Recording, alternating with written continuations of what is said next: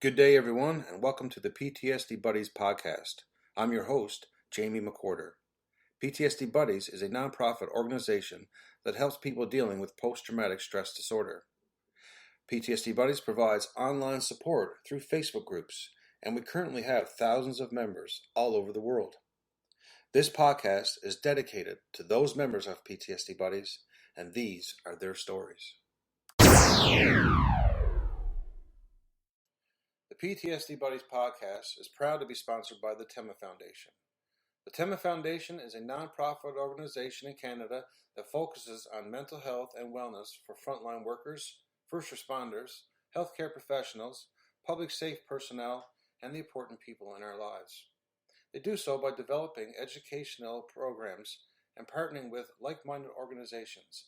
The Tema Foundation is able to deliver impactful education to individuals and businesses who operate on the front lines of civilian and military life. PTSD Buddies podcast is proud to be sponsored by Spartan Wellness.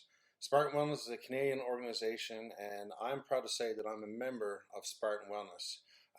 I use medical cannabis, and one of the things that Spartan Wellness does is help people, Canadians, get medical cannabis if they need it. You don't need to be just a veteran or a member of the RCMP.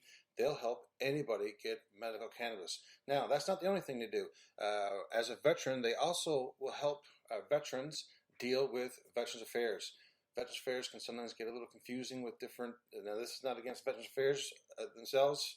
They're a great organization, but sometimes veterans can get a little confused with filling out forms and everything, and Spartan Wellness is there to assist with that. They also assist with insurance and rehab platforms. They can help assist you with Veterans Affairs and setting up with your Blue Cross provider.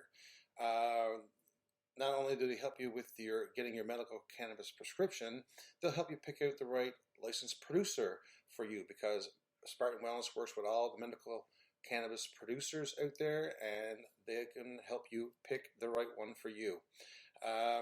They also provide lots of medical cannabis education. So maybe you're not sure if medical cannabis is right for you. They're here to provide all the education you need and answer any questions you have. And they'll even help you get all registered with that licensed producer once you choose it. Okay, so check out Spartan Wellness at spartanwellness.ca. They are a great team. Cheers. On this episode of the PTSD Buddies podcast, I talked to Triston from Australia. And he tells an amazing story because his PTSD comes from complications in a hospital. He almost lost his life due to complications in a hospital. Doctors had to put him into an induced coma just to save his life. When he came out of it, he had to learn how to walk and everything again. And it really took a toll on him, took a toll on his family. And he tells the whole story here in this episode of the PTSD Buddies podcast. Good day, everybody, and welcome to another episode of the PTSD Buddies podcast. And now this one's going to be a good one because I'm really excited about this one. I'm talking to somebody I've known for years. He's a really good friend of mine, one of my favorite PTSD buddies. I've known him a long time, and I've never met the man. He lives down in Australia. His name is Triston. Triston, how's it going down in Australia? Bloody cold. We're in the middle of winter at the moment, so it's -2, -3 degrees. Wow, I didn't realize it got that cold down in Australia. Yeah, well, I live, if you look at Australia, basically right in the centre of the map, I live right down the bottom, right next. I'm about 25 minutes from the ocean. Okay. So when it gets cold, it gets bone-chilling cold. Now, see, I visited Australia once. I went on leave from a tour in Afghanistan, and me and two buddies of mine visited Australia. And that's the last thing we were while we were there was cold. I didn't realize it hit -2. Being a Canadian kid, I'm used to the cold, so I got to Australia, I almost melted. Oh yeah, it gets quite hot during the summer, but in the winter she can get pretty cold. Yeah, lucky for me, I was acclimatized already by Afghanistan. Yeah, well, I mean, you're in Afghanistan. You guys over there dropped to like -20, -30, so Yep. nowhere near where we go. So, Yeah. We even had hail one day in Afghanistan. That blew me away. It was like plus 30 something, and then it started hailing. Trippy stuff. now that would be something worth seeing. Yeah, I actually I took a camcorder and I filmed it. I got it on film. I can send it to you. Oh hell yeah, Yeah. So absolutely that. yeah, it's crazy though. Hey, I don't. It doesn't make sense to me, but I'm sure there's a listener there that can explain that 100% how it just started hailing in Afghanistan one day. Yeah, no, that's just that kind of sends a chill down the back of your spine. I think. Yeah, yeah. Next thing you know, we were surrounded by crows. And so, Yeah, that's just Triston, unnerving. Tristan, so like me, you've been dealing with PTSD. How did PTSD enter your life? Um, PTSD entered my life end of 2014. I had to go and have some surgery. I had, which I still don't understand what the bloody thing does, but my adenoids, it's something behind your nose that allows your sinuses to drain when you get a cold and sick. Right. Mine were huge to the point where they were pushing up into the soft palate of my throat. Oh wow. Yeah, so I was spending probably 8, 9 months out of the year on antibiotics Wow. from chest infections, head colds, earaches. That sounds horrible, buddy. Yeah, so they finally got a doctor to listen, got booked in for surgery. I thought, yay, you beauty. I spoke to the doctor and he goes, all right, so what we're going to do, you're going to go in 30 minutes, 45 minutes, you'll be out in recovery, you'll be home for tea. Right. I thought, okay, I can do this. This I can do. Yeah. Um, at the time, I'd only been married for like a year and a half. I had a 2.5, nearly 3-year-old daughter at home, like 5 hours away.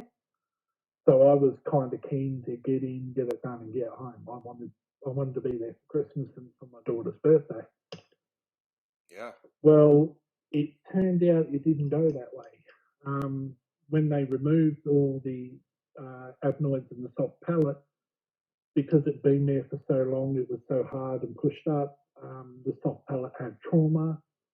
It dropped and it swelled, and it basically like shoving a ball down your throat. It completely blocked my windpipe. Holy moly. So they had to do an emergency tracheotomy on me. Yeah. Oh my God. Apparently, my body, for some reason, was stubborn and I kept burning through the sedation they gave me. Right. So I kept waking up Oh. in ICU, and the doctors were concerned. So they had to put me into a medically induced coma. Holy shit, Tristan. That's It was designed to shut me down and let my body heal from the trauma. something right out of a TV show, bro. It is. It's sort of an ER sort of plot line. It's insane. Um, I was down for a week and a half, Yeah. and I was in ICU, and they must have reversed it to bring me out. And I thought I went in. When I went in, it was like 2 o'clock. So I thought, I'll be out 3:30, 4, somewhere around there. I woke up; it was pitch dark. Yeah. I Holy. had curtains around me, and where I was and how they had me sitting, I was up quite high in the hospital, and I looked over, and the car park's empty. Wow. It's pitch dark outside, and there's a couple of lights on in the car park, and I'm like, What the hell hmm, happened? Yeah. what, what's going on? Yeah. Yeah. Holy shit, eh? um, I ended up, so I'm sitting there, I'm thinking, what is it? So I'm looking for tried to move my head to look for the bell to call the nurse, and it's not there. So I'm like, okay, I'll move my hand and I'll try try and find it. Right. But Yeah. I couldn't, with all the medication, with all the painkillers, couldn't move my hand. Couldn't move move your my leg. hands. Oh. So Is it? I'm like, wait, what's going on? Why can't I move my hand? Why can't I move my legs? And they was just, it was it was like when you sit on your leg for too long and it goes numb, Yeah. but painful numb. Oh my God. And I'm like, okay. And I'm starting to freak out a little bit. My breathing's getting a little bit harder. I'm like, okay, what's going on? And somehow I managed to get my hand up to touch my face, and there was this bump under my chin. And I'm like, okay, I didn't go into surgery with a bump. What the hell is going on? Yeah. And like, next thing I know, I've got lights flashing above me. I got alarms going off, and I had 12 nurses at my bedside grabbing my hands, pushing my hands down. They're like, calm down, it's all right. You're in the ICU, it's all right. Wow. And I kind of freaked out a little bit because I didn't know what I was doing. I tried to talk, and the only sound coming out of my mouth was like if you go run flat out and you can't breathe, and you've got that gasping for air sound. Wow. And she leant right down. She put her cheek um, on my lips, and she whispered to me, she's like, you can't talk. You're not going to be able to talk. It's okay. You're safe. And I'm like, I'm okay. I'm safe, but I've got a bulge in my neck. I can't talk. I can't move my legs. I can't move my Yeah. arms. Yeah. This is not what you expected. I'm like, this is not what I expected. I did not sign up for this. Yeah. Exactly. Who would be prepared for this, right? Like, wow. Yeah. So they ended up pushing painkillers in to drop me out.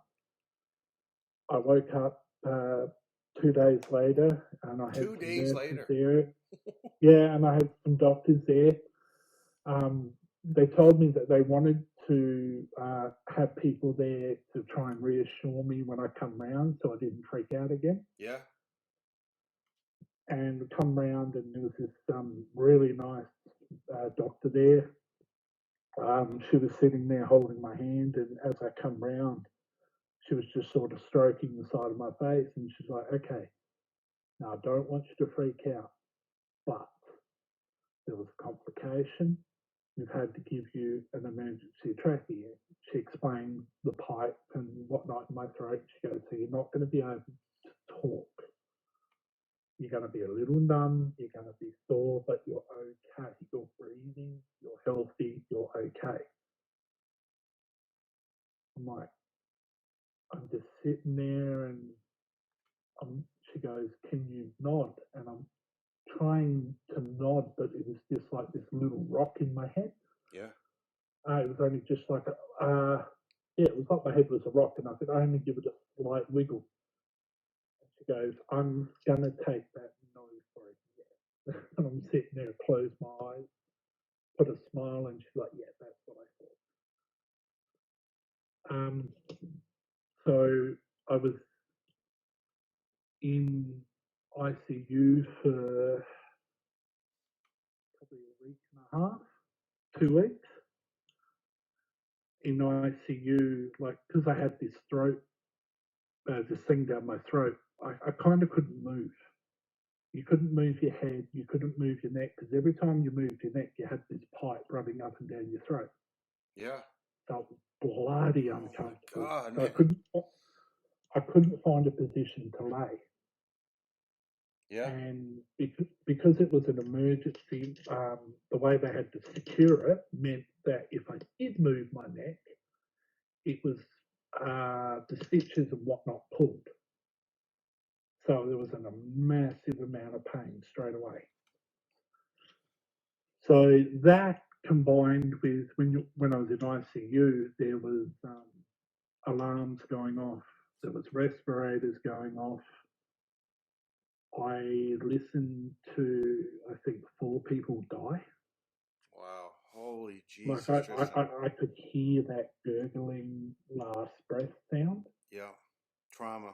And yeah, and then all of a sudden the nurses would spring into. I didn't know what was going on at first, but all of a sudden the nurses would spring into action. All the curtains would be shut. And I'm like, okay, what's going on here? And then I heard a trolley wheel in.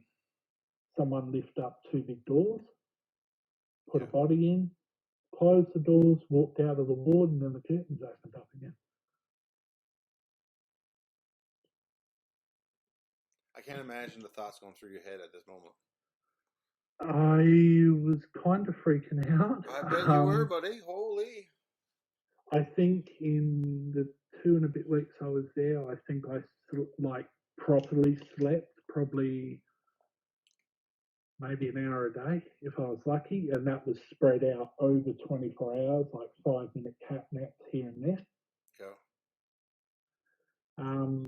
We had people coming in where I was in my capital city called Adelaide. They've got quite a bad drug problem. So we had people coming in who were ODing on meth, cocaine, ice. They were smoking it, so they were screaming, they were yelling. And I'm sitting here listening to it, and the nurse is asking the doctor to do something to quiet them down because it's freaking out the ICU. And the doctor's like, well, because they've got so much in them, I can't give them anything. All this is going on in the room that you're in. I was in room 4, and this meth head was in room 5, which where I was laying. Close enough that you can hear it. Yeah, I get it. Holy. Yeah, at the end of my bed, I had about a meter, and I had a bank of windows, and she's laying on the other side of the windows looking at me. Man, this sounds like a tough floor of the hospital. It was insane. Wow, man. So I didn't sleep. I was listening to people die. I was listening to codes going off, alarms going off, and it was like a weird coincidence. The moment I would slip off, an alarm would go off. And because I had so much hooked up to me, I had things going in and out of my veins. My first thought was the alarm was me. Something's wrong. So I freaked out and I sort of jolted up into the bed. Yeah. And I'm sitting there, I'm waiting for the nurses to come flying in, and I'm like, okay, it's not me, it's someone else. And then you'd see the nurses run off into one of the other bays or one of the other rooms, and yeah. So were they telling you that you were going to recover though? Yeah. Or did you The not know? nurses and the yeah, I knew I was going to recover. They basically told me, they said, look, it's gonna take you a week or two to learn how to walk again. Like, you've been in an induced coma, your muscles have got a bit of atrophy. We need to get you some physical therapy. We've got to teach you how to swallow again. This is like your whole world changed. You woke up to a whole new world. Yeah. Right? Like you went in for an operation that you thought was going to take a couple of hours, and now you're got to learn how to walk again. Like, that is I can't put that into words. Yeah. So yeah. It sounds like a Netflix special, man.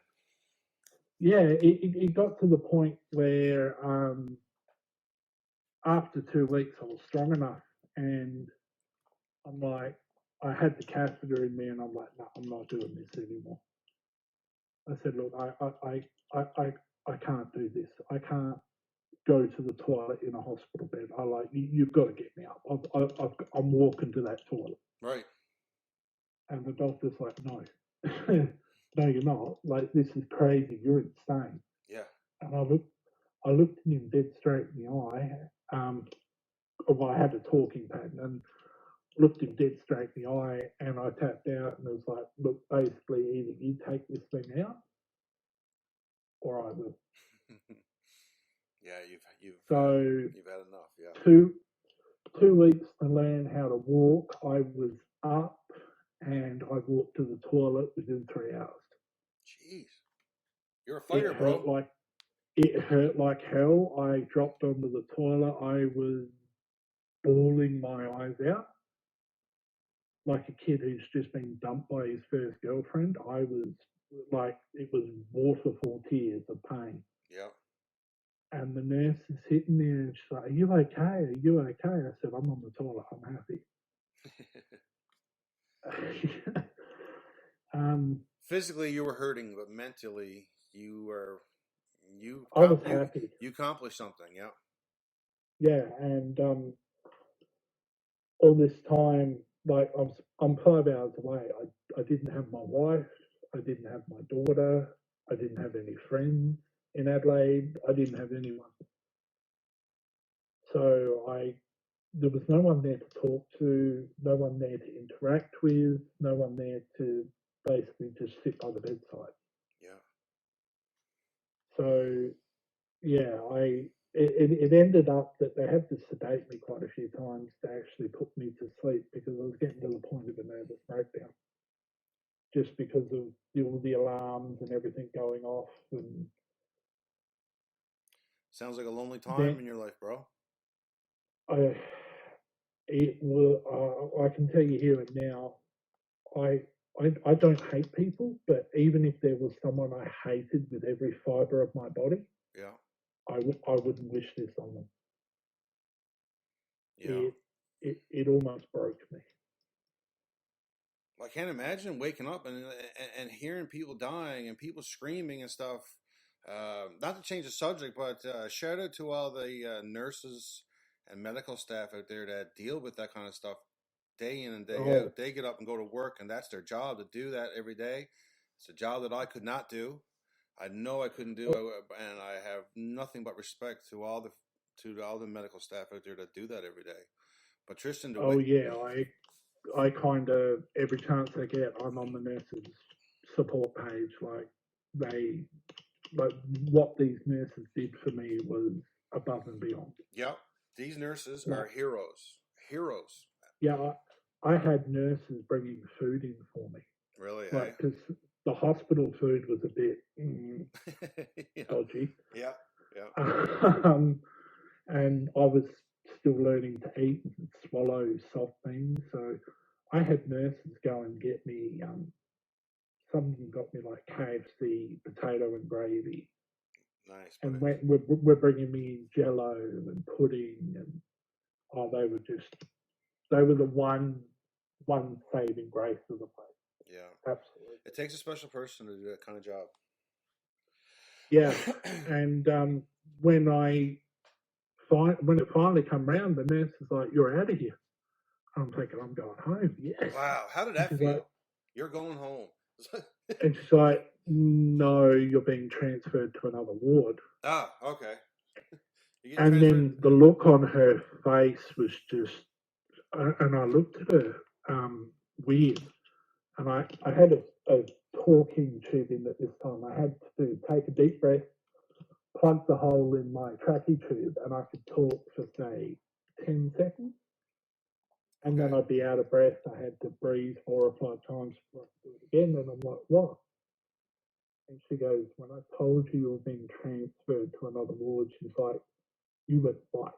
She's like, "all the colour went out of your face."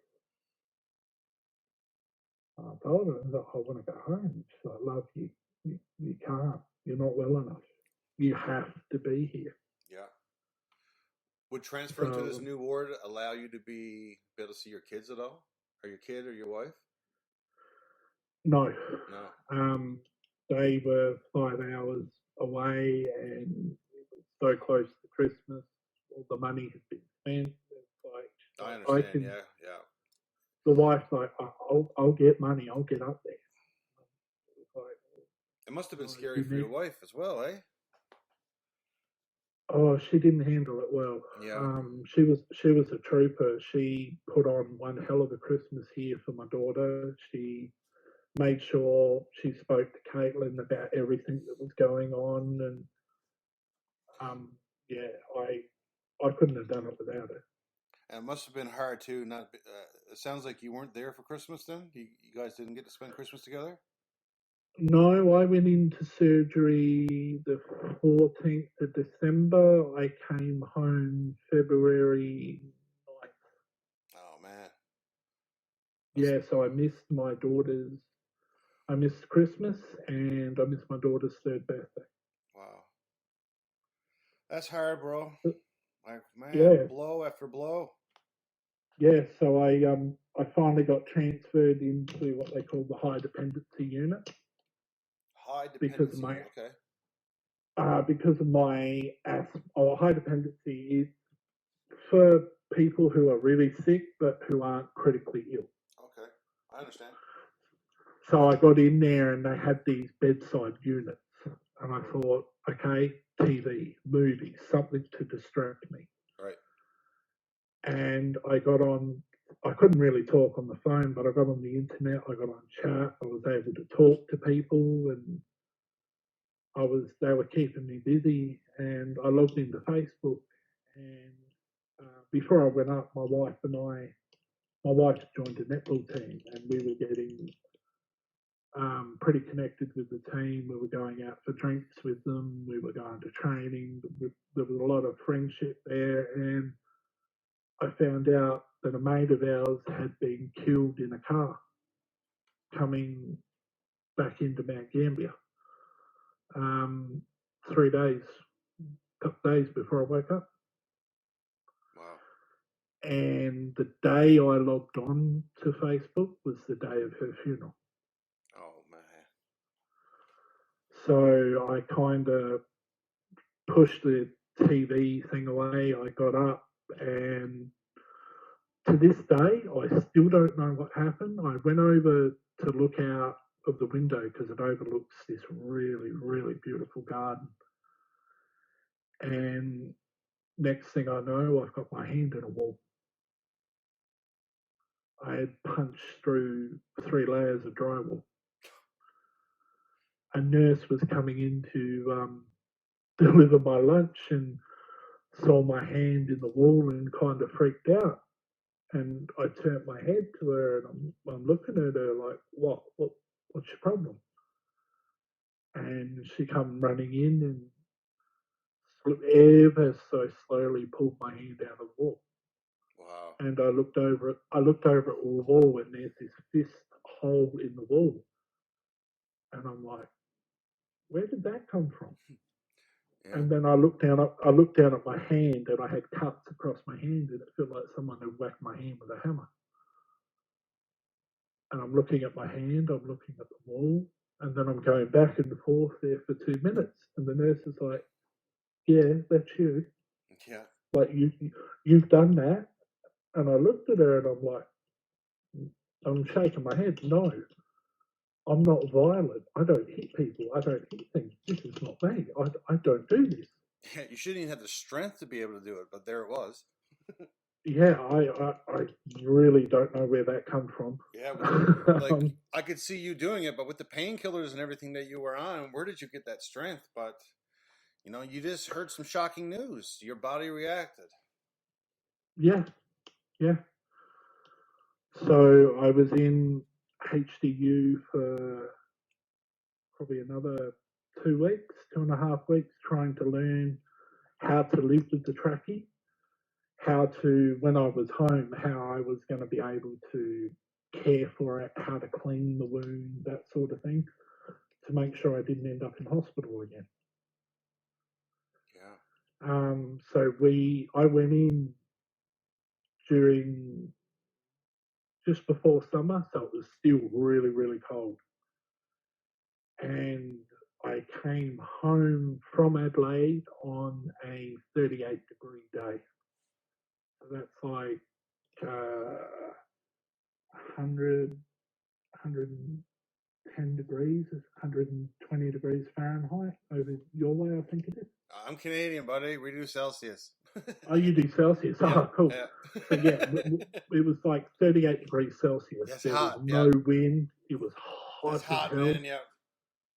And because I had the trachea, I kind of couldn't swallow. There was no saliva in the back of my throat. It was... Oh, perfect. Oh, it was painful. Man. So I got home and I had some supplies with me, and then I was meant to go into the hospital so they could give me my next load of supplies and check me over to make sure I'm okay and I'm doing everything. Yep. So I walk into the hospital and I speak to someone. I said, "This is who I am. This is the doctor talk to you guys." And she looked at me and she went, "What?" I went, "You guys were called. I was coming in on this day. I have a trachea. You guys are here to help me." And she goes, "I've got nothing on my books." I said, "But we rang." And she goes, "Well, the only person who can authorise this has been on holidays for the last 4 months What? and is going to be on holidays for another 6 months." That's quite the holiday. And I went, I'm looking at her, and my wife, I'm trying to yell and talk, but I couldn't. And my wife took over and she's like, "But we've got like a week's worth of supplies left. What do we do?" She goes, "Well, I don't know. Go down and speak to community health, which is over here in Australia. They're a part of the hospital network. They're a set of nurses and that come out into the community. After someone gives birth, they come out to check the baby. They come out and do wound care at people's houses, sort of an outreach program." Okay. And I went down and spoke to them, and they're like, "Well, no, that's a hospital issue because you're in hospital. Go and speak to the hospital." Here we go. And I'm like, "No, I'm not doing this." Like, no. And I said, "I'm sitting here." And I looked at the phone. I said, "Can I use your phone?" "Yeah, sure." So I rang my doctor and I said, "Look, this is what's going on. What the hell?" Right. And it got to the point where they figured out that my surgeon had rang our local hospital, who had spoken to what we call a locum, which is a fly-in doctor, Okay. who has nothing to do with our hospital, no permissions, no nothing, no whatever. He had given approval that the hospital would look after me. So they said, "Look, this doctor's done it. This doctor doesn't have approval. I'm sorry, there's nothing we can do for you." I'm like, "But I'm 5 hours from Adelaide. I don't have supplies. Yeah. You're going to have to admit me." And they're like, "Well, no, that needs to be assessed. And if you're doing okay, then we can't admit you." What the fuck? And I'm like, I melted. I completely lost my temper. It was almost, they almost called an anger code at the hospital to have security come and get me. Yeah. So we ended up ringing. We've got a commissioner over here who deals with health issues. If the hospital doesn't help or a doctor doesn't help, you go to them to escalate. It's like an independent government body. Okay. And I rang them and I spoke to them, and she said, "Well, what did the hospital tell you?" They said, "Well, they said I had to buy my own supplies." And she goes, "No, that's not the way it works down here." And I said, "Well, that's what they're telling me." And the price they had given me was about $4,500 to $5,000 a week. Now, I was expected to have this trachea in my throat for 7 to 8 months. 8 months. Yeah. And she's like, "Yeah, no, I'm going to deal with this." And it got to the point where it had to be sent all the way up to our state government, to our health minister, to get him to intervene to order our hospital to help me. Wow. Holy Yeah. shit, man. Yeah. Yeah. This whole thing has just been like, I don't know what to say. Like, my God, it started off with something so simple, and you had to fight for your life. I thought that was the worst of it. That's not the worst So of it. Holy no, Jesus! All right. I'm here during summer, our hottest month, and we had a friend who had a pool. We normally had a pool out the back. We used to do water slides and all this sort of thing. And I had a 3-year-old daughter. She's Yep. like, "Come on, Daddy, come and play." And I could barely move. And I'm like, "Baby, I can't. I'm sorry, I can't." So I had 3.5 months of a daughter who just couldn't understand why her dad didn't want to play with her. Yeah. So that sent me into a bit of a depression. I bet. And I think it was probably 3 weeks after I got home. I hadn't slept for 3 days just because of the pain. Yeah. My wife and my wife was laying on the couch. My daughter was sort of laying between her legs. They were watching a movie, and I come in, and my daughter's little tricycle, like the ones they sit on and kick with their legs, Yeah. was in the hallway by the bedroom door, and I almost tripped over it. Almost lost my footing and went face first into a wall. Whoa. And I don't know what happened, but for some reason, I just kicked the back of the trike with all the force I had and sent it flying into the wall in front of me. Now, I want to put out there for all the members that are listening, this was nowhere near my daughter. My daughter was right on the other side of the room. Oh, of course, There yes. was no way this was going to hit her. But once I had done it, I sort of just, it was like I went into autopilot and I did it. And then I looked, I heard this bang. I looked, there was a tricycle in the wall. And my daughter had jumped off my wife's legs, was hiding behind the couch crying. Yeah. And I looked at it and I went, what's going on here? Why, what's happening? And then slowly that week, I just, for some reason, I couldn't hold my anger. I was lashing out. I was angry. I was yelling. I would slam doors. Um, I wasn't sleeping, one, through pain, two, through some really vivid nightmares, to the point where the nightmares were so bad that I was actually thrashing in the bed and my wife would wake up with bruises. Wow. Because she was trying to calm me down, trying to get me to wake up so I didn't hurt myself. Right. Yeah. So, she wore long sleeves and whatnot. And after about a week of it, I finally saw it and I saw red and I went, what's going on? Like, this is not acceptable. Who has hurt you? Like, I saw red. I was ready to kill someone. Sure, it's your wife. And she's like, no, it's all right. It's all right. And I'm like, no, it's not all right. Yeah. I was swearing. I'm like, no, like who?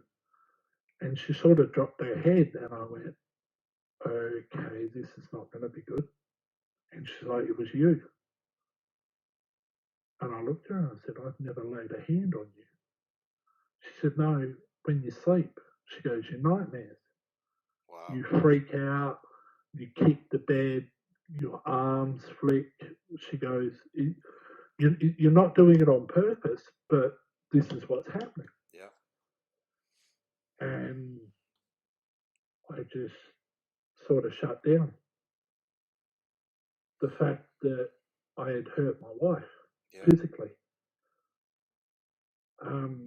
I had put it to the point where she was afraid just to go and sit in the bed with me because she didn't know if I'd freak out. Yeah. And that's when I had some really nasty, dark thoughts. Well, yeah, I can understand. I mean, you're in pain constantly. And when you're in pain constantly, you anyone is going to snap eventually. No one can be in pain constantly and be a nice guy all the time. I think that's impossible, right? Mm. So I can understand you kicking the scooter or the kid's little bike there. I totally get it. I've been a veteran. I've been in quite a bit of pain too, and there are times when I snap, right? And you're not snapping at anybody. You're just snapping on a thing there. So, I totally can relate to that. So it got to the point where I sat down with my wife one night and I looked at her and I said, I can't do this anymore. She went, what do you mean? I said, my daughter's afraid of me.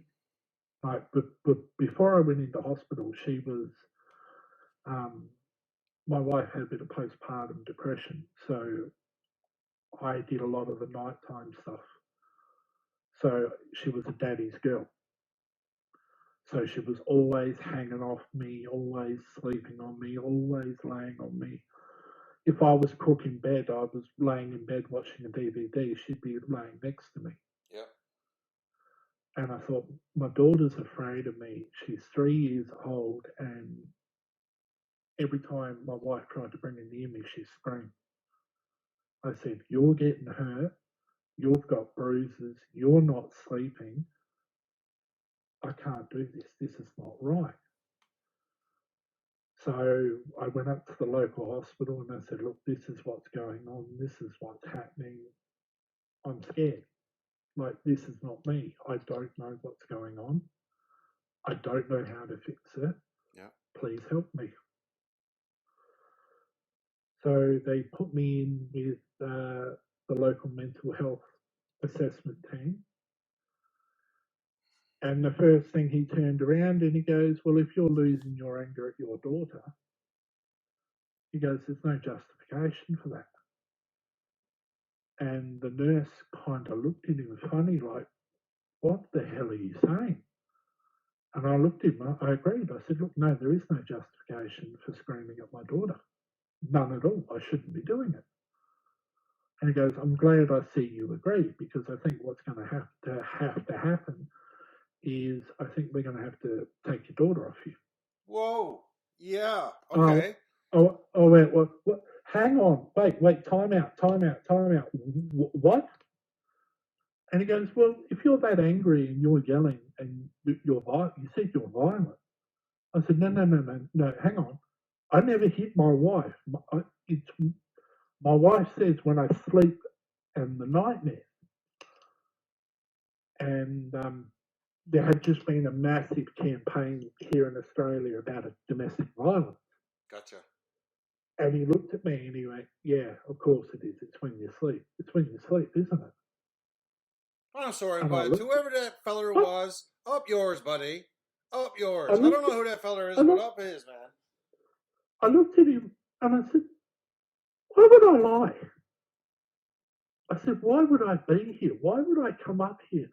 Why would I be begging you to help me? Exactly. You're the one coming forward and, oh, man, whatever. And then he looked at me and he went, well, people do these sort of things for attention. Oh my God. And I went, and I sort of looked, I'm sitting there, and he went, so? And I went, that so person, you're telling me? That guy has zero training in mental illness. Zero. Yeah.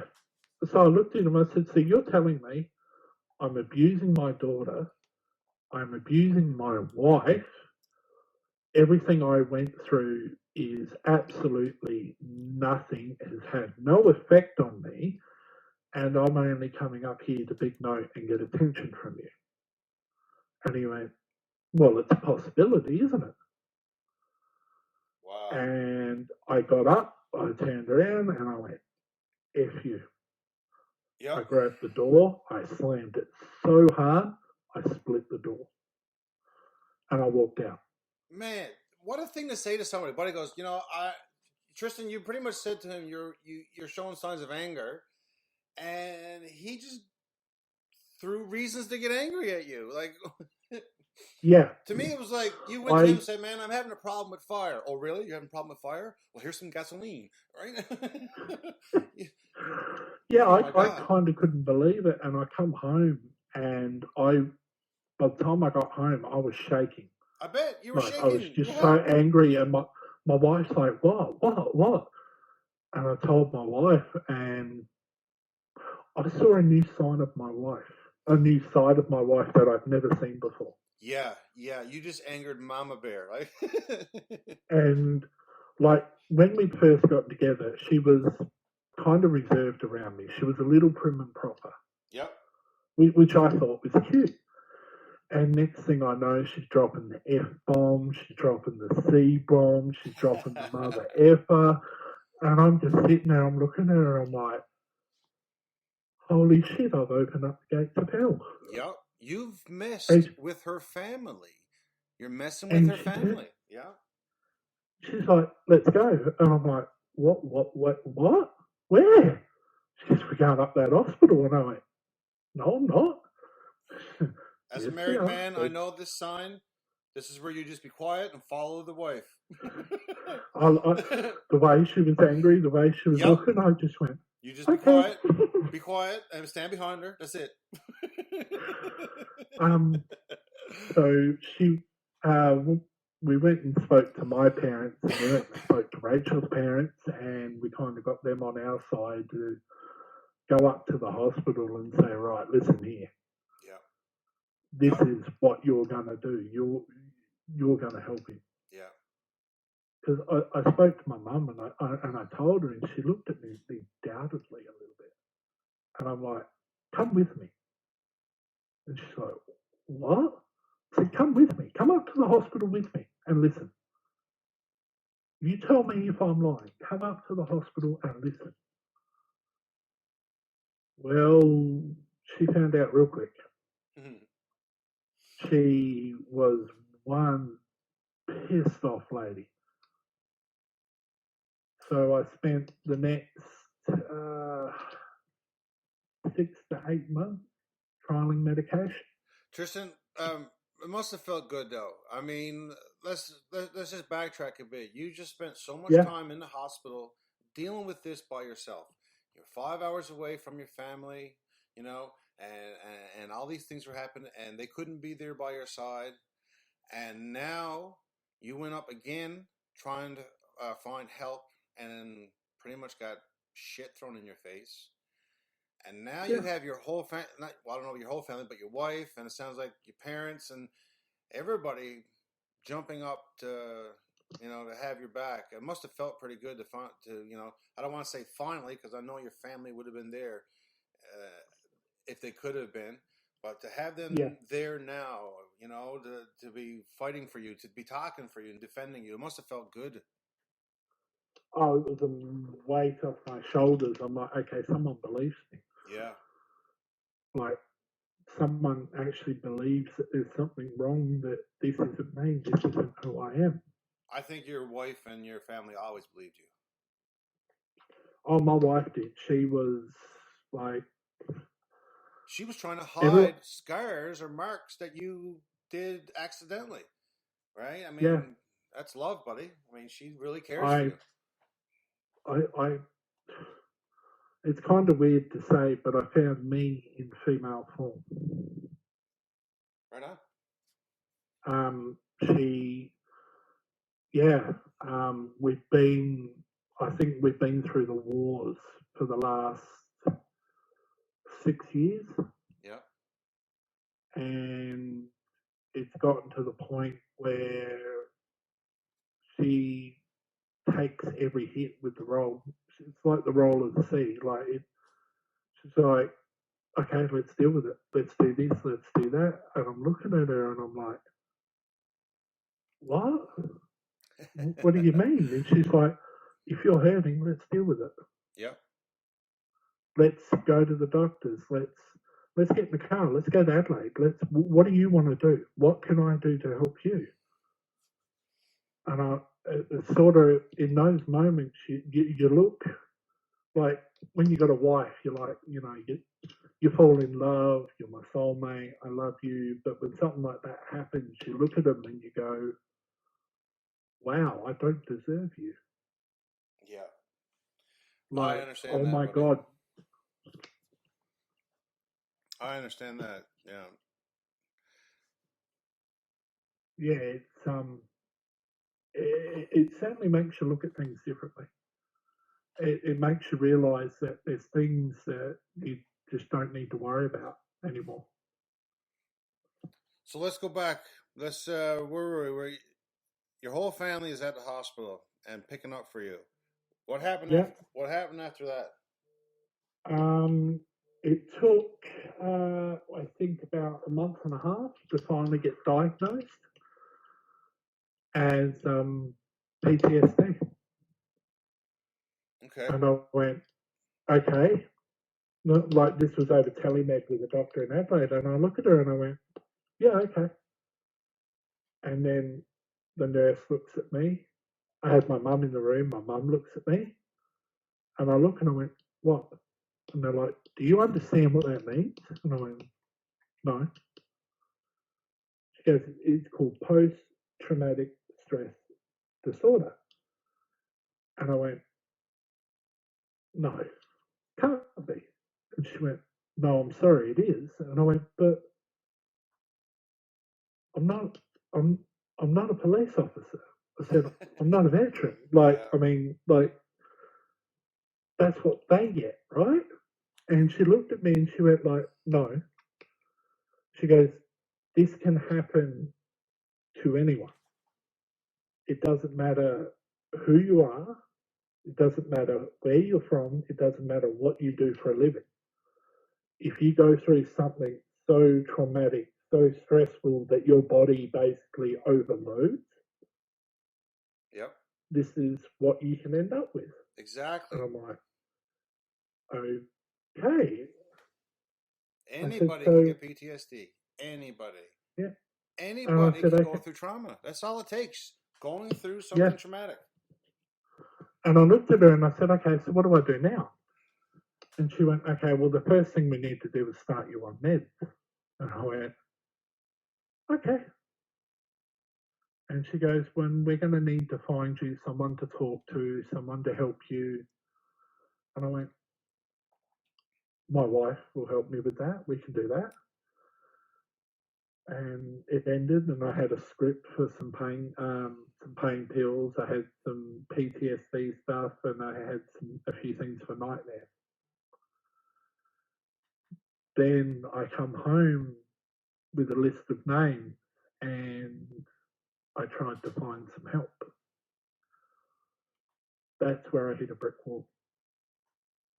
Trying to find help. Where we are in South Australia, we've basically got one capital city and we've got two larger cities. Everything else is sort of remote country rural.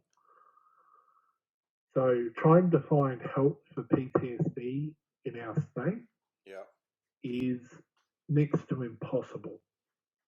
The only real services are for, like I said, for first responders, for military personnel, all government funded. And I went, well, what do I do? Yep. And the doctor looked at me and went, well, I don't know. You've had a few doctors say that to you, eh? I don't know. And I looked at the doctor and I'm like, surely you're kidding. And she went, I don't know. I went, when you find out, Triston, okay. please come back and tell us. Yeah. That's basically where I went, okay, I know computers, I know the internet, I'm good with computers. If there's no help here, surely there's help somewhere. Yep. And I went looking. So you went online looking. I went online looking. I went, well, for me to be able to understand something, I have for me to process something and cope with something, I have to understand it a little. So I went looking, what is PTSD? What causes PTSD? How do you treat PTSD? And that's how I ended up on the Buddies page. Gotcha. Yep. You found PTSD I, buddies. I, I went looking and I found this page and I went, okay. I looked at it and I'm like, what is this? And there's people talking about medication and doctors and there's people talking about nightmares. And I went, I wonder. Signed up and I think my first year and a half of dealing with PTSD was basically getting help online and talking to people online who were going through it. Well, yeah, I'm guessing around that time that you were diagnosed with PTSD, it's kind of around the time when PTSD was coming more to the light. Yes, yes.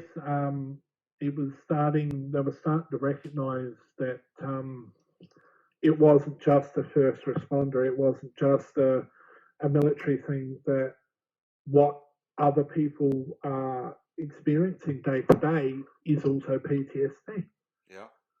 And then all of a sudden, there was all these people who fit, not only fit, but were experiencing the symptoms, and they weren't in a government job. And all of a sudden, like there was these people looking for help, and there was no help there. So it was sort of a something that had to start fresh, start from the bottom, and try and get these services out to the people who were suffering, and try and build these networks when they weren't there to begin with. Yeah. Yeah. Well, I know you're a leader now in PTSD buddies. Yeah, You're constantly I giving great advice on the group. So you went from not knowing anything about PTSD to educating people on PTSD.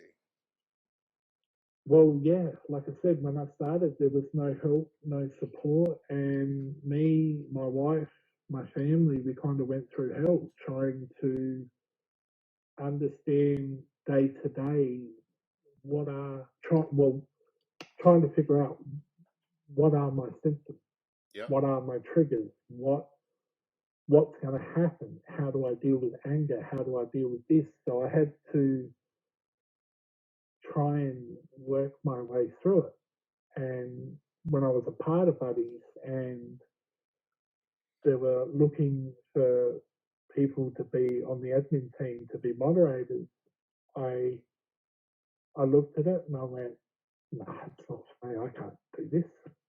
And I was having dinner with my wife and I sat down with her and I said, look, and I showed her the page. I brought it up and she goes, so this is where you're talking to people. And I went, yeah. She goes, so what is it like? Is it a psychiatrist? Is it a counsellor? Like, what is it? I said, no, just people like me, like people with PTSD, people who are having a bad day or want to share something. And I said, they're looking for people to try and help out, people to try and help run the group a little bit. And she went, okay, so do you want to do this? And I looked at her and I said, I don't know if I could. She went, well, look at what you went through, look at what happened to you, look at what happened to us. She goes, do you think you've got anything that maybe you could offer? And I sat back and I thought about it and I thought, well, if all I can do is make someone's journey just that little bit easier than what mine was, then everything I do on the page will be worthwhile. I guarantee you've saved lives on that page. I know I have. I've actually had, I was quite surprised. I've actually had wives, husbands, I've had grandmas who have gotten in contact with me to say thank you. And I went, for what? And they said, you were speaking to this person? And I went, yeah, last night. And she goes, just out of curiosity, how long were you talking to him for? I don't know, 7, 8 hours? Why? She 7 or goes, 8 well, hours. yeah. And she turned around and she said, well, tried to kill himself last night. Wow. And you were the person he was talking to, and he ended up letting me know where it was. Yep. That was you that I did just, that. I went, oh, okay, yeah, all right. And she's like, no, I'm serious. Like, thank you very much. Thank you for what you've done.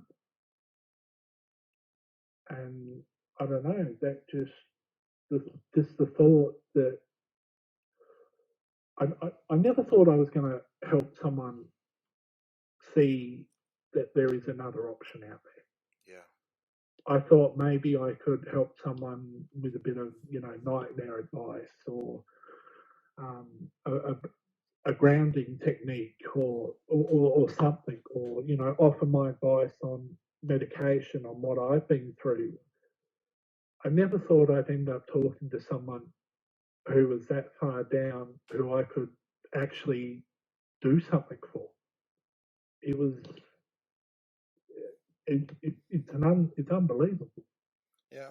That person, I wouldn't doubt, felt really alone, and you were that little, you were that hand that reached out, and Yeah, kept that person which going, is man. which is what which is what I try to tell people, that that there are times where you're that far down in the dark that you can't see anything. You think there's no hope. You think there's nothing there, but there is a slither of light there somewhere.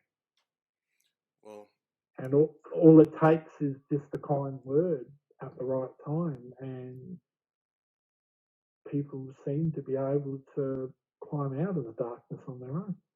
well, when a person is on the edge of that darkness and they hear words from someone like you, Triston, I mean, you were on the edge of darkness yourself. And a lot of times when you talk to somebody who's going through a little bit of the similar situation, the words have more meaning. Oh, absolutely. When you try and talk to a counsellor, or some of your family, and they haven't actually been where you've been, they've not experienced the nightmares, they've not experienced high levels of pain. It's kind of, when they say, "Oh, I understand," you look at them and you go, "Well, no, you don't. Yeah. You've not been there. You've not experienced what we've experienced." And Yeah. just having someone who can relate and say, I, I do understand. I have those nightmares. I have those freakouts. Like, I get it. I know what's happening to you, and I can sympathise. Yeah. Triston, are you still having the nightmares today? I do. Yeah. I have nightmares in some form most nights. Right on. Is there anything that you found helpful? It for me, it really depends on how I am physically. Like, I find that if I'm under heavier stress than normal, Yep.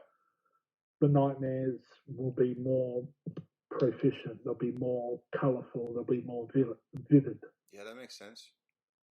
Um, my nightmares aren't always about my trauma, but when I've spoken to people about them, they say that they can understand why I'm dreaming that it does relate in some way. I've tried a lot of, like, your normal Western medicine. I've been on about 8 or 9 different things to try and deal with nightmares. Yep. Some medications can help in some way, but I find that they don't, well, at least for me, that they don't relieve the frequency.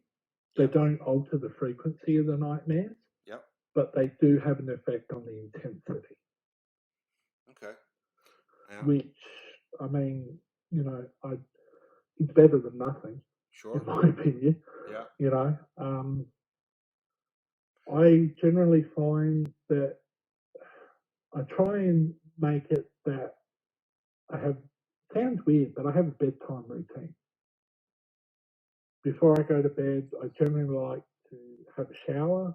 I try to end up either listening to some music or watching some TV shows or some movies, something happy, something that's going to get me into a happy, positive mood before I go to bed.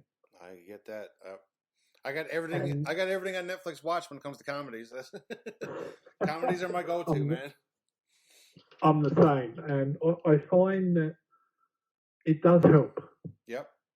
It does help a little bit to having that bedtime routine. Routine feeling is happy huge when I go to bed. I agree. Routine can be huge when dealing with PTSD. I've also found that, like, if I wake up and I can't get back to sleep, yep, I get out of bed. Yes, I because agree. I don't want my body. I don't want to wake up and lay in bed for hours and my brain to think that it's okay just to lay in bed for no reason. Yeah, sometimes getting up out of bed and just going to the kitchen or moving around and then coming back to bed can help. Yeah, it actually re-triggers for me. A lot of the times I'm only up for maybe 5-10 minutes, and then I'll start yawning again, and my body will be like, "Okay, let's go back to bed." Yep, I agree. And I found that when my nightmares are at their worst, a dark room only increases it. Okay. So what I've got is a LED light strip that I've got down the bottom of my bed. So it's set to, I think at the moment I've got it set to either red or green. It's enough light so if I was to get up or I was to wake up in a nightmare, I can see my room. Okay. I can see where I am. I can see I'm at home. I can see I'm safe. Yep. But the light isn't strong enough that it would prevent me from going to sleep. Well, I can see how that's a thing for you, Triston. I mean, one of your big traumas was waking up in, well, let's say a whole different life. Yes, absolutely. So, yeah. And on the nights where sleep is really impossible, I lay down with either an audio book or I've got like a movie playing softly in the background. I've got a computer near my bed, so if I do wake up in a nightmare or it is a bad night, at least the first thing when I wake up, that's what I'm going to hear, or I'm going to see one of my TV shows, and Yep. it generally helps draw my attention. Right on, buddy. So you wake up freaking out, and then you wake up, and then there's the TV, there's the computer, and then my mind sort of diverts to the movie, and it helps calm me down a little quicker. You got a lot of things in place to help with your PTSD. Hey, you've really learned a lot about your PTSD and put things in place like routines. I think you have to. Yes. I think the key to it is just everybody on the page is great. They will give you as many different options as you can think of. The websites will give you as many options as you can think of, but until you trial some of them or alter them, or until you actually give some a go, you don't know whether or not it's going to help them. Yeah. And once you find, I found that once I found something that actually worked for me, it continues to work, and it continues to help. Right on. That's good, man. Tristan, I gotta ask this. Since there's been like you've been dealing with PTSD for quite a while now, and you've educated yourself and you've learned a lot of new things like a routine. Um, how's your relationship now with your wife?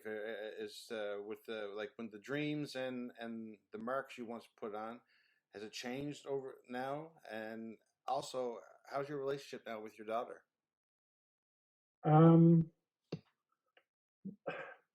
PTSD has changed the relationship with my wife and with my daughter.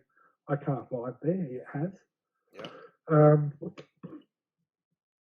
but I've got set in place specifically when it comes to my daughter that if she's got a question, if she comes to me and asks me something straight out, yeah. I won't lie to her. I'll tell her the truth. Mm, okay. Now, I mean, at the moment she's 10, so I can't go into the nitty gritty details with her, but I do put things in a way that she understands.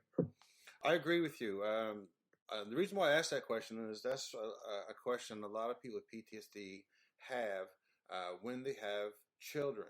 You know, how much should they let the children know? How honest should they be with children? And my advice usually is, you don't need to go into any kind of trauma with kids. They don't need to traumatize them, right? But you can let your kids know some symptoms you might have or some things that might trigger you.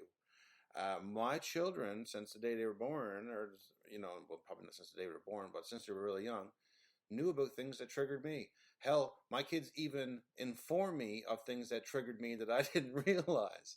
Um, but my point Yeah. is, kids are smart. Kids are Oh, not absolutely. stupid. They are smart, and a lot of times they know more than you already think they know. All Yeah. right. My daughter actually, it got to a point where my anger now is one of the hardest things I deal with. Right. And I managed to get my daughter to sit down with me, and she said, "Well," I asked her, I said, "Why don't you just come and tell me?" She goes, "Well, if I tell you you're angry, or you're yelling at me, or you're getting angry with me, that makes you angry." I'm like, "Okay, fair call." And I sat there for a minute, and I'm like, "How do I deal with this?" Yep.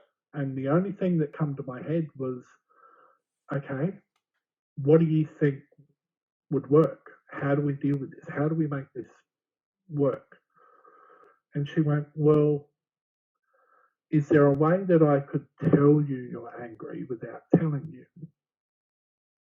I'm like, "Okay, what do you mean?" She goes, "Well, what if I had a thing near your computer where you work or on your bedroom door where if I think you're getting angry, I can go and put a sticky note on there. Hmm. Yep. So you see it, so you know that something's happening, and I'm a little worried." This is her idea. Uh, this was her idea, Yep. I love it. and I went, "Okay, let's do it." And then she disappeared, and I'm like, "Okay, what's going on?" 3.5 hours later, she comes back out. She'd actually gone and gotten a couple of bits of card, and she had designed borders, and she wrote my anger buddy on it, and she pinned it up near my computer, and she pinned one up on my door. Yep. And now, whenever things are getting a bit heated or I'm getting a little bit angry, she will just walk up, place the square in the angry square, and walk away. It normally takes me anywhere from like 5 minutes to half an hour to see it. Yep. But as soon as I see it, I stop and I go, "Okay, what just happened?"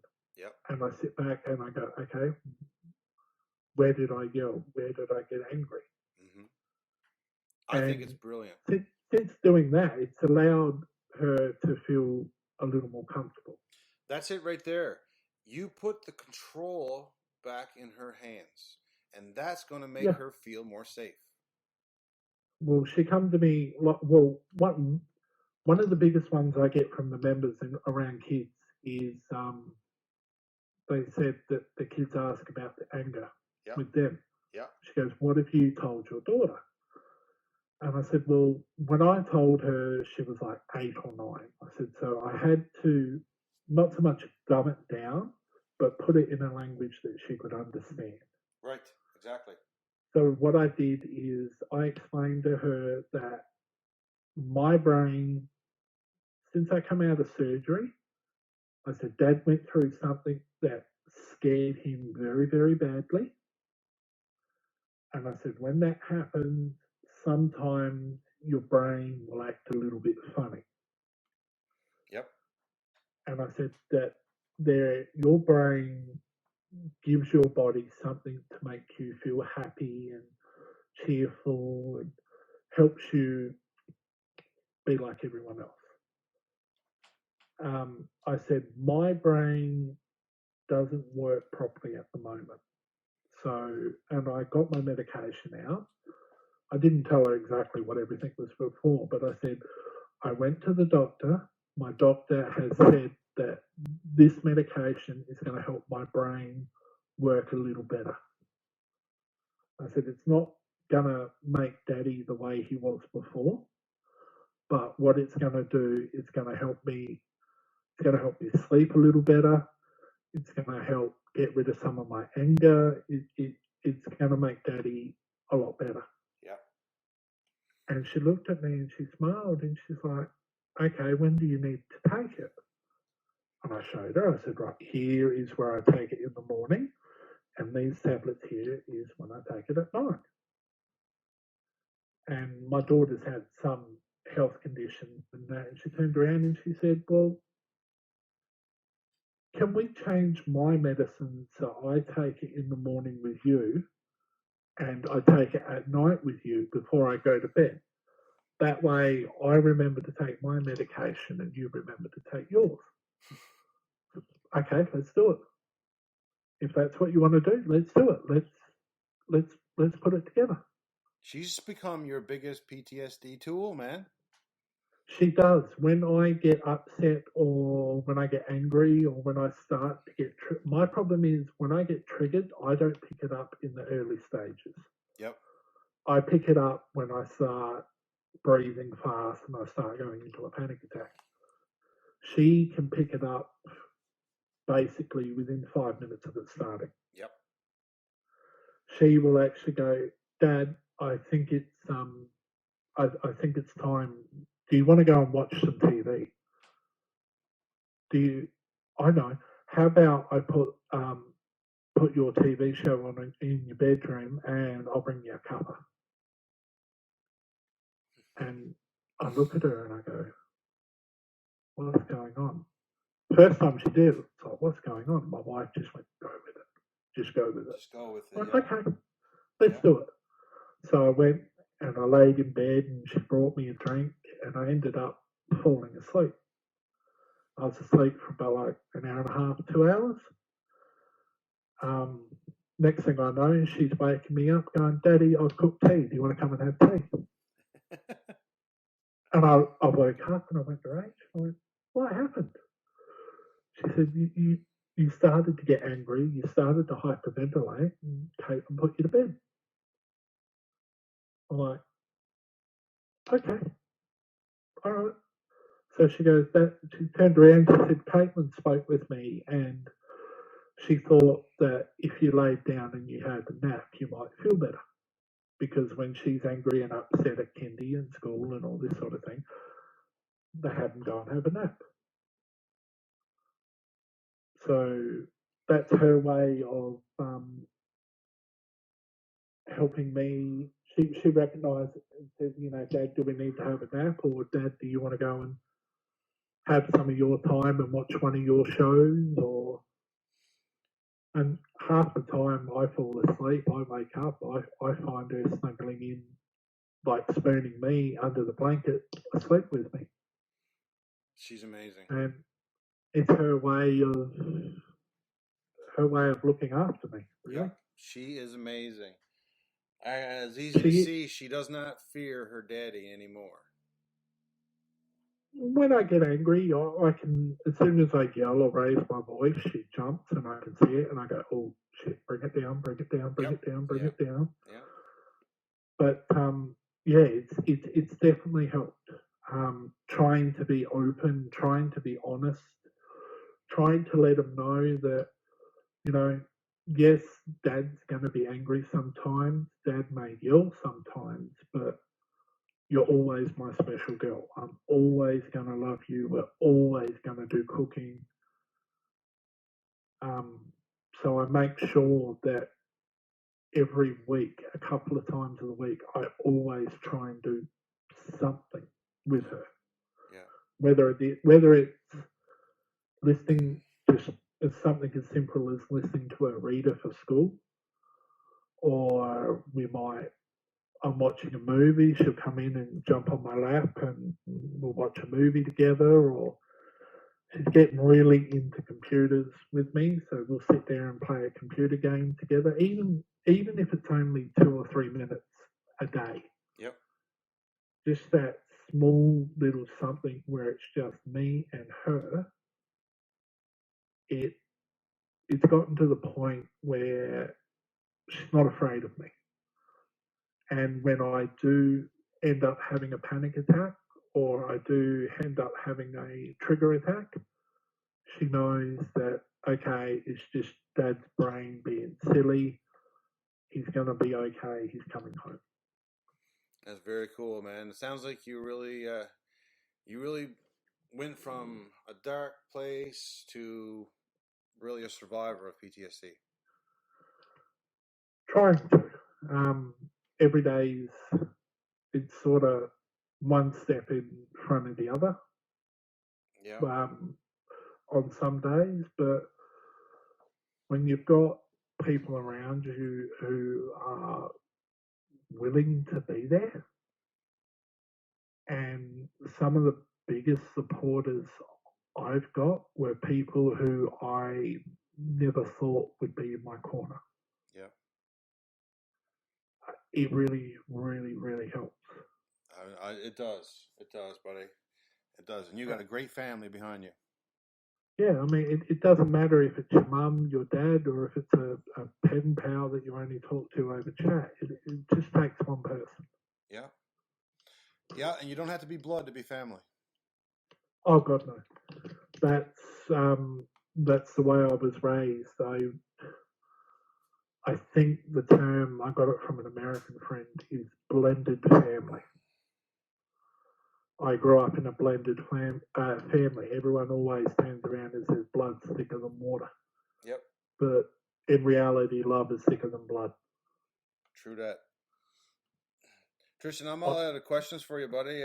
So I leave it to you with final thoughts or anything else you want to talk about or anything we missed. I guess my final thoughts are, to anyone who's listening, there are going to be days where you're going to feel like you're being beaten down.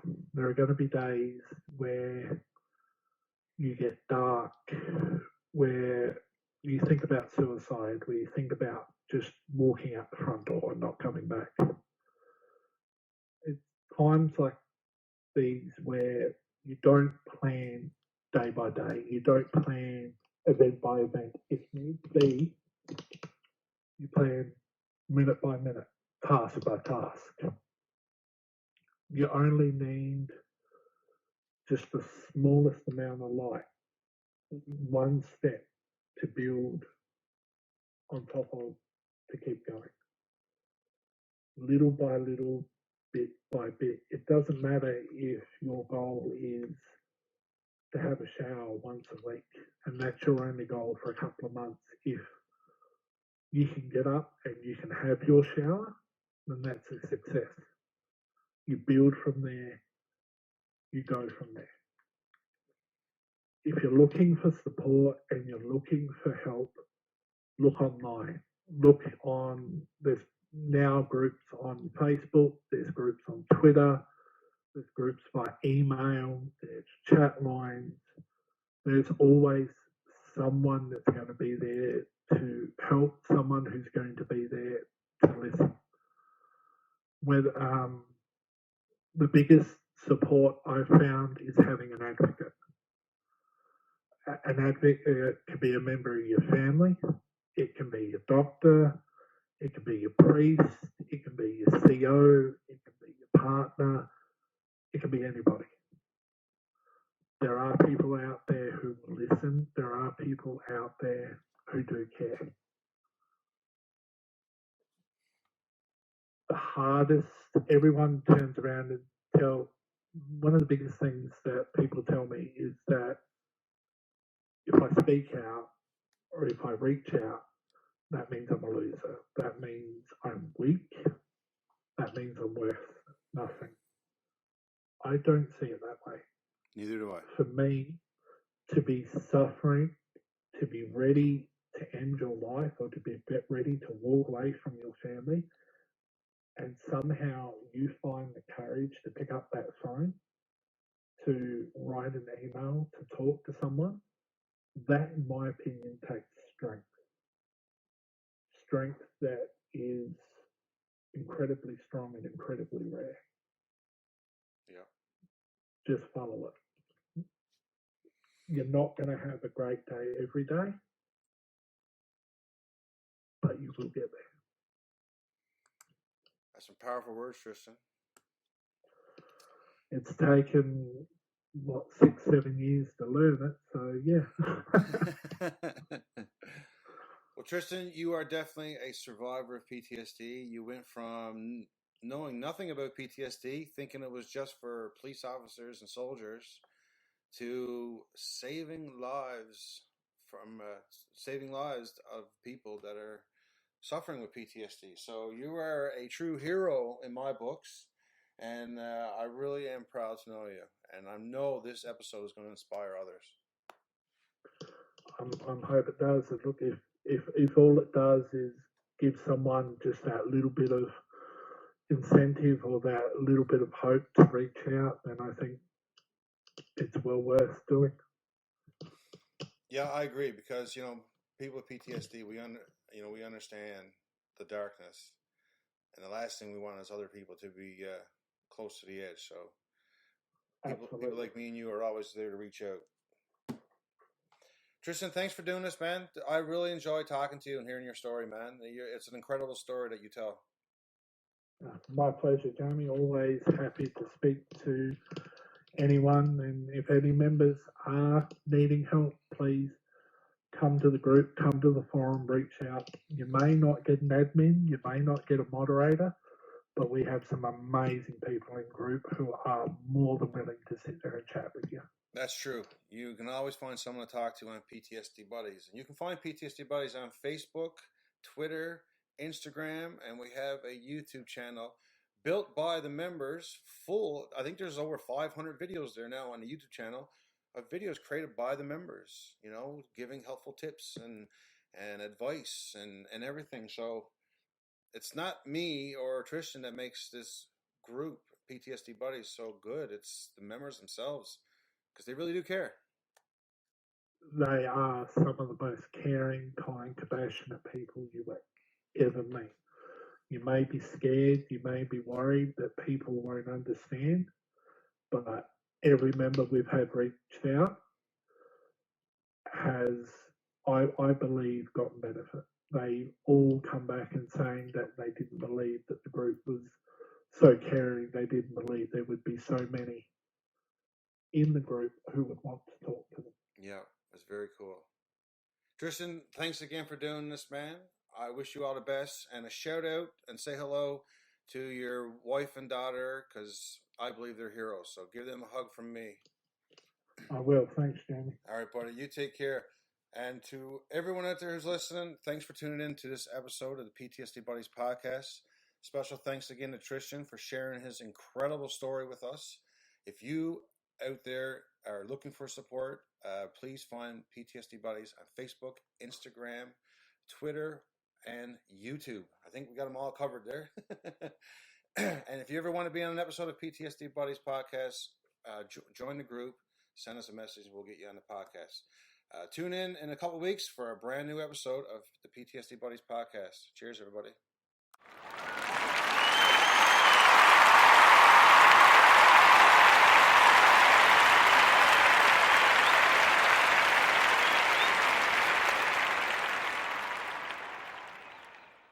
Thanks everyone for joining us on this episode of the PTSD Buddies podcast.